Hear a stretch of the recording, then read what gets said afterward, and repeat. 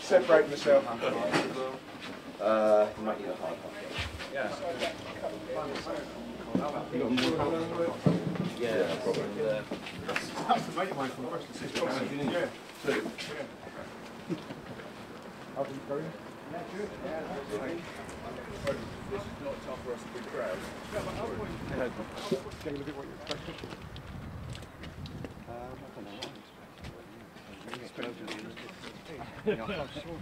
Amazing all this kit on. I've been up Salisbury Cathedral spire to the top, and there were not, no, a few years ago, not a high vis jacket or a hard hat to be seen anywhere. And yet on the ground here, behind the fence, got all this kit on. It makes me laugh, really. Quite impressive, isn't it? Bang, straight onto the floor.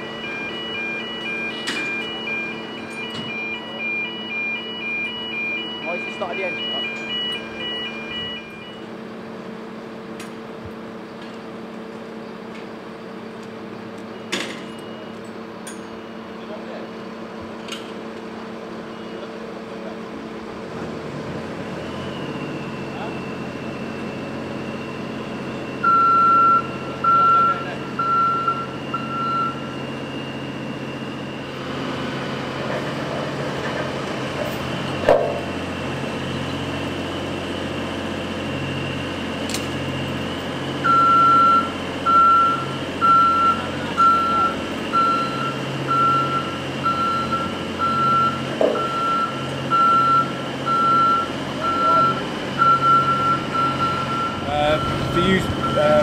For those of you that don't know, I'm Darryl Parker, the site manager here.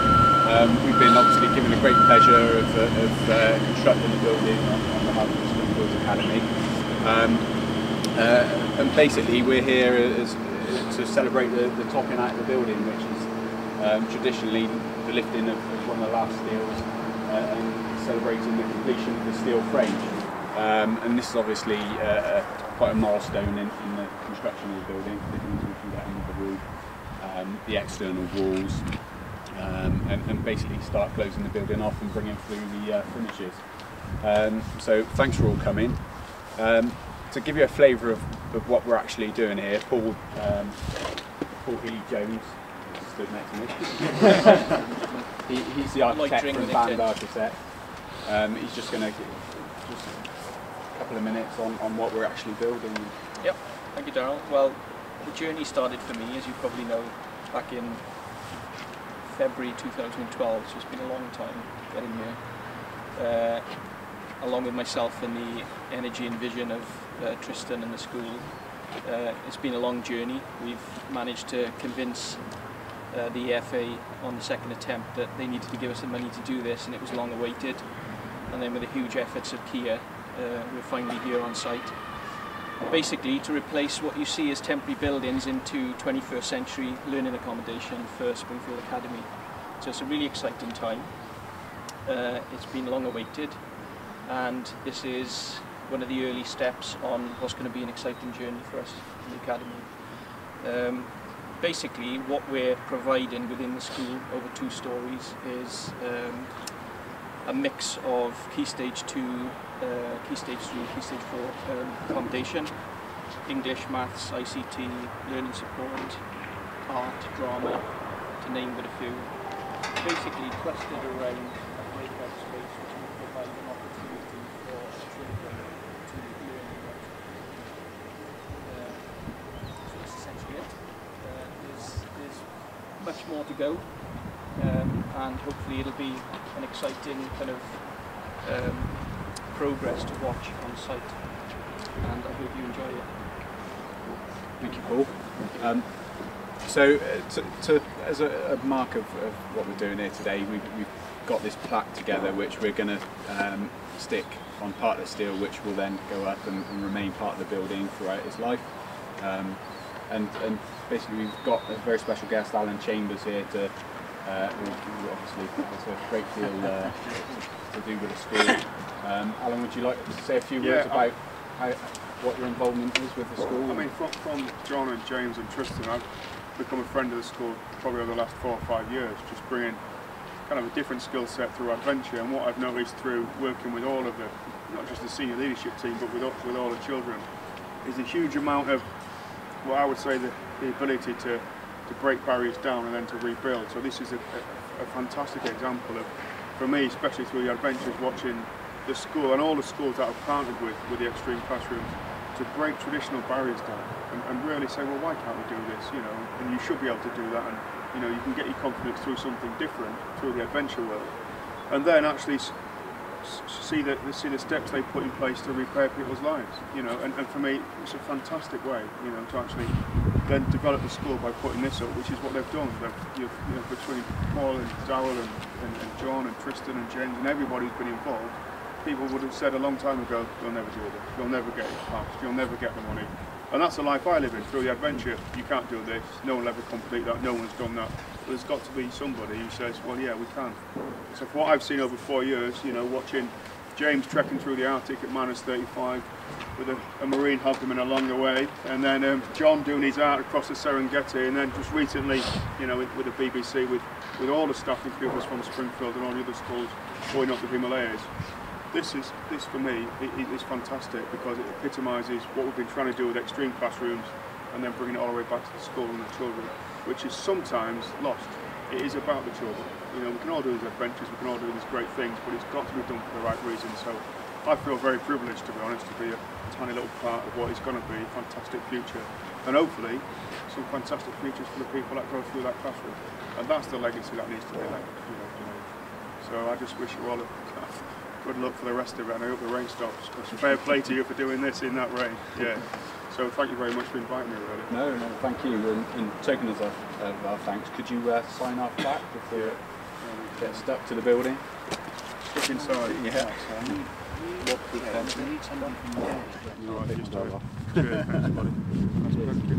So do we want a photo with the plaque now? And Yeah, then... I want... These people.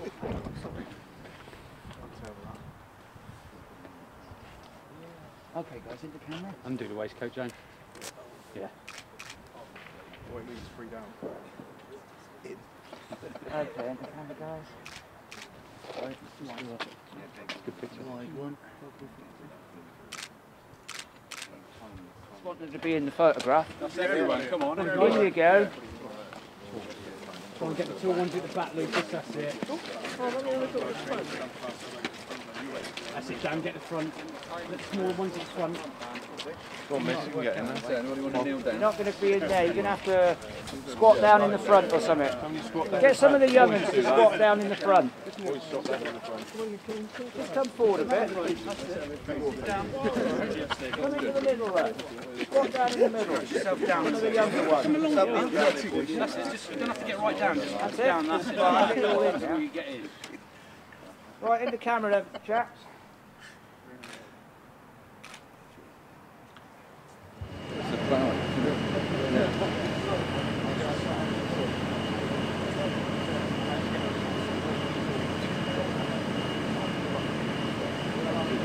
Like that.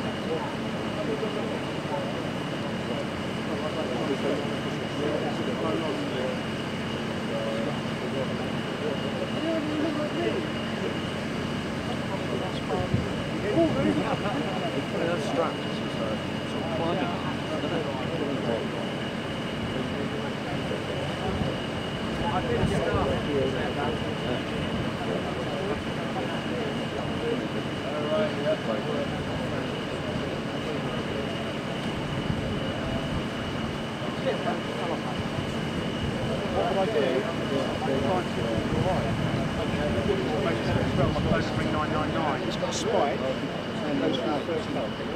Once he gets that in there, that's it.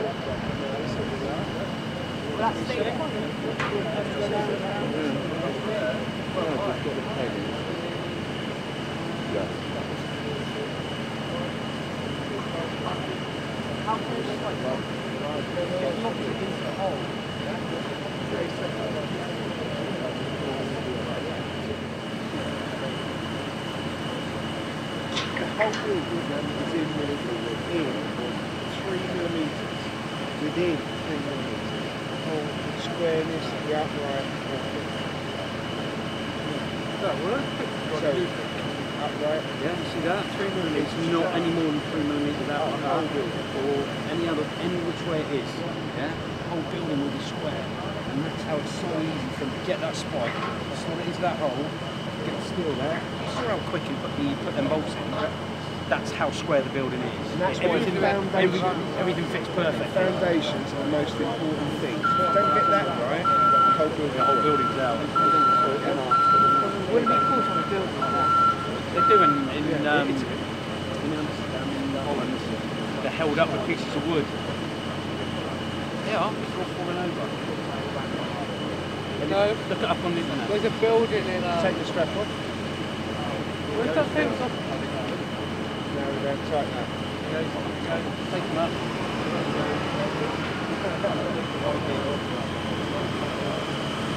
They're driving these cherry pickers as well, aren't they? I've been on tape. I've cherry picked.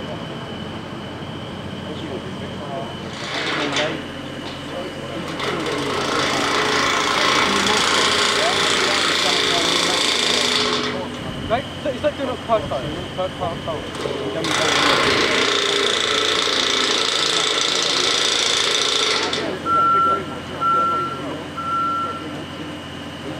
wouldn't get a hand tight on them, mate. You haven't done all of them by hand.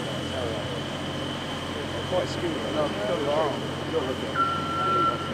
Imagine doing that on tape. Yeah.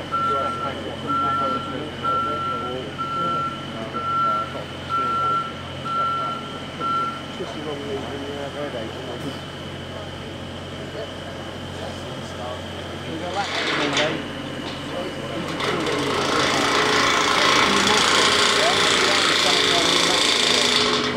Right? It's like doing a podcast. You